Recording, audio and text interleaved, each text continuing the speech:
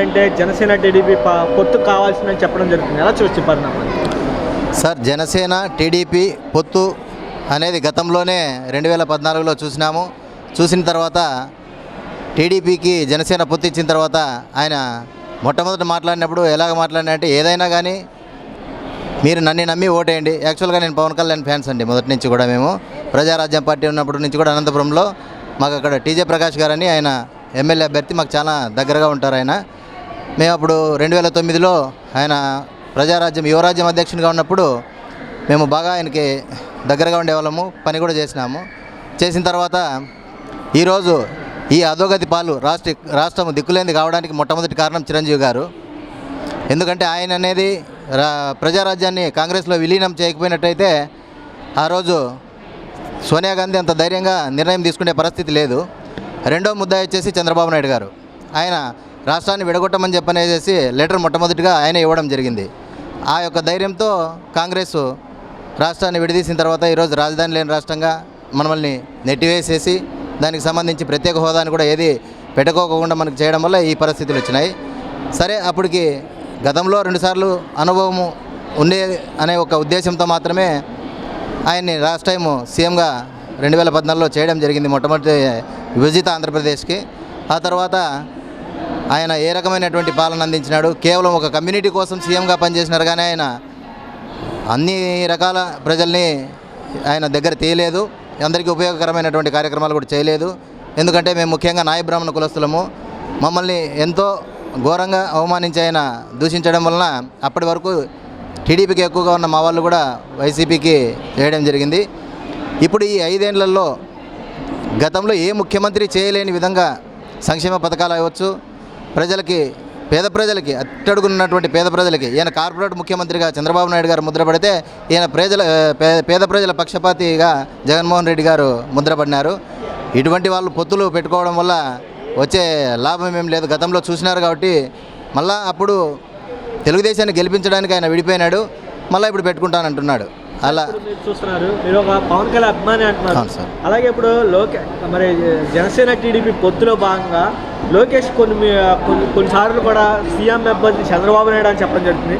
అలాంటప్పుడు జనసేన కార్యకర్తలు కానీ నాయకులు కానీ మరి జనసేన తరపున సపోర్ట్ చేసే అవకాశం ఉంది పొత్తులో? లేదు సార్, ఆల్రెడీ 2009లోనే మోసపోయినాం కదా. ఆయన వాళ్ళన్నా ఇద్దరు కలిసే కదా ఉండినారు. అప్పుడు తీసుకుపోయి మేము అప్పుడు ఉన్నటువంటి కాంగ్రెస్ పార్టీకి వ్యతిరేకంగా మేము గొడవలు పడి దెబ్బలాడి కేసులు పెట్టించుకొని ఎన్నో ఇబ్బందులు పడి అప్పుడు ప్రజారాజ్యం కోసం పనిచేసినాము. అదే కాంగ్రెస్లోకి పోయి ఆయన విలీనం చేసినాడు.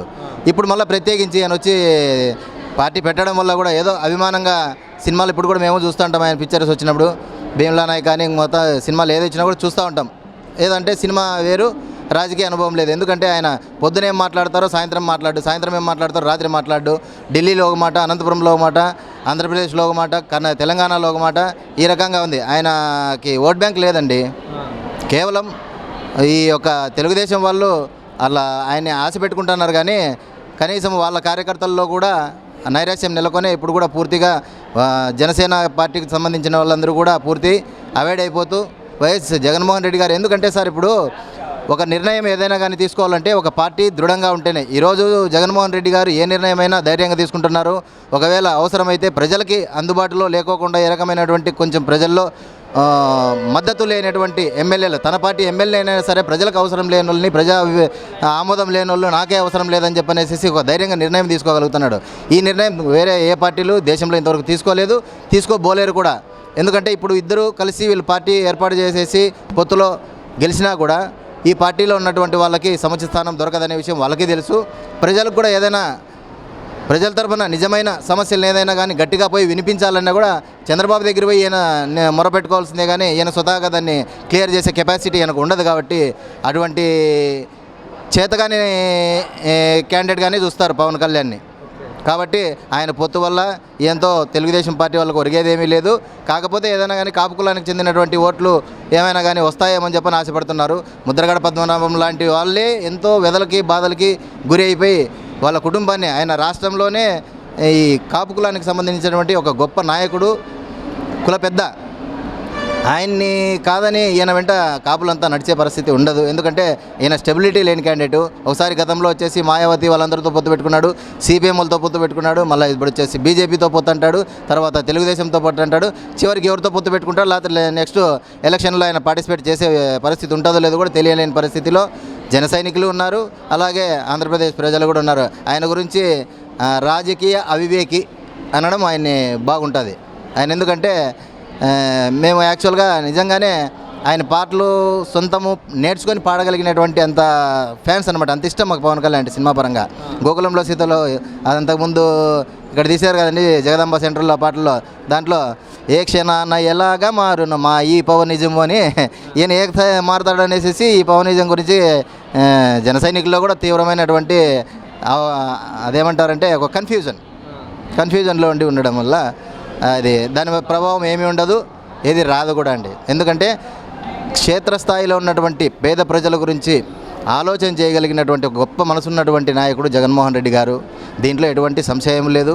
ఎందుకంటే ఈరోజు ఎస్సీలు, ఎస్టీలు, బీసీలు, మైనార్టీలు ఏ వర్గంలో చూసినా అట్టడుగు గ్రామీణ ప్రాంతంలో ఉన్నటువంటి మీ పీడీటీవీ దాంట్లో ఒక ఇంటర్వ్యూలో చూసినాను. మా ఏరియాలో ఒక ఆయన చేసినప్పుడు ఒక తాత వచ్చినాడు అనమాట. వచ్చి ఇంటర్వ్యూ చేసేటప్పుడు వైట్ అండ్ వైట్ డ్రెస్ వేసుకొని ఉన్నాడు. ఆయన మామూలుగా ఆయన పెద్ద సొంత బట్టలు కూడా కుట్టించుకోలేని పరిస్థితి.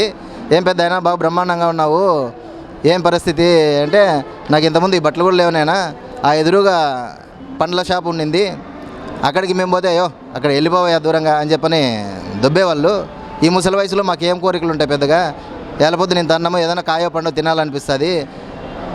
1వ తేదీ వచ్చేపాటికి తలుపు తట్టి వాలంటీర్ ఇస్తుంటే ఆ డబ్బు మాకు గ్యారంటీ, జీతాలన్నా గవర్నమెంట్ ఎవరైనా కానీ ఉద్యోగస్తులకన్నా కానీ ఒకవేళ అటో ఇటో 4 దినాలు వస్తాయేం కానీ మాకు ఇన్ టైంలో ఖచ్చితంగా వస్తాయని చెప్పనే ఉద్దేశంతో ఆ పళ్ళ కొట్టు వాళ్ళు పిలిచి మాకు పనులు అప్పు ఇస్తున్నారు, అవసరమైతే డబ్బు లేకపోతే అని చెప్పానంటే ఎంత నిస్సహాయ స్థితిలో ఉన్నటువంటి వాళ్ళకి ఎంత ఊరట.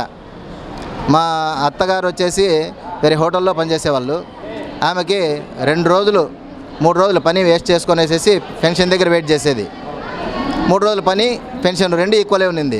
కానీ గవర్నమెంట్ పథకం కదా పోతుందేమో అనే పరిస్థితితో ఉన్నది. ఇప్పుడు ఆ ఎదారు లేకోకుండా ఆమె లక్షణంగా ఇంటి దగ్గరే ఆ పెన్షన్ పొందుతూ ఉంది, పనికి యథావిధిగా వెళ్ళిపోతూ ఉంది. ఈ రకమైనటువంటి ఎంతో పేద ప్రజలకు దగ్గరగా ఉందండి ఇది. నిజంగా ఈయన ఇంకొక 10 సంవత్సరాలు 15 సంవత్సరాలు ఉంటాయి, ఆంధ్రప్రదేశ్ రాష్ట్ర రూపురేఖలు జగన్మోహన్ రెడ్డి గారి ద్వారానే మారుతాయి. అన్ని వర్గాలకు రాజ్యాధికారంలో భాగస్వామ్యం కూడా కలుగుతుందనే మాకు నమ్మకం ఉంది. ఎందుకంటే ఇప్పుడు ఆయన వచ్చిన ఈ 5 ఏళ్లలో మాకు ఎన్నో జీవాలు ఇచ్చినాడు. నాయ బ్రాహ్మణ కులస్తులకు సంబంధించి మాకు సెలూన్ షాపులకు చేదోడు పథకం కానీ, ఉచిత విద్యుత్ కానీ, ఇంతవరకు తిరుమల తిరుపతి దేవస్థానము శ్రీ వెంకటేశ్వర స్వామి కలియుగ దైవంగా భావించే మన హిందువులందరూ మా నాయ బ్రాహ్మణులకు ఎటువంటి ప్రాధాన్యం లేదు. అక్కడ సుప్రభాత సేవ నుండి పౌలింపు సేవ వరకు మా వాళ్ళు సేవ చేసేవాళ్ళు, తలనీళ్ళంతా మా వాళ్ళే చేసేవాళ్ళు. కానీ మమ్మల్ని అక్కడ ఏ రకమైనటువంటి గౌరవప్రదమైన పరిస్థితి లేదు. ఈరోజు టీటీడీ బోర్డు మెంబర్ కూడా నాయ బ్రాహ్మణులకి కల్పిస్తూ 610 దేవాలయాల్లో మాకు జీవోనిచ్చినారు. ఇతర ఏ కులస్తులు ఉన్నా లేకపోయినా నాయ బ్రాహ్మణులు ఖచ్చితంగా దైవ కైంకర్యాల్లో ఉంటున్నారు కాబట్టి వీళ్ళకి సముచిత స్థానం కల్పించాలని గౌరవం అనేది మనసులో ఉంటే ఇవ్వగలుగుతారు. గతంలో చంద్రబాబు నాయుడు మమ్మల్ని తోకలు కత్తిరిస్తాం, గుళ్ళల్లోకి అడుగు పెట్టినేమని చెప్పని అంటరాని వాళ్ళనిగా చూసి హీనంగా మాట్లాడాడు. అదే ముఖ్యమంత్రి ఇప్పుడు మారినాడు, అదే పదవిలో ఉన్నటువంటి మారినాడు. ఇప్పుడు జగన్మోహన్ రెడ్డి గారు ఉన్నారు. కానీ అంత పెద్ద దేవస్థానంలో కూడా మాకు స్థానం కల్పించిన అంటే ఇంతకంటే గౌరవం మాకు వేరే ఏ పార్టీ నుంచి లభించలేదని మేము మనస్ఫూర్తిగా విశ్వసిస్తున్నాం.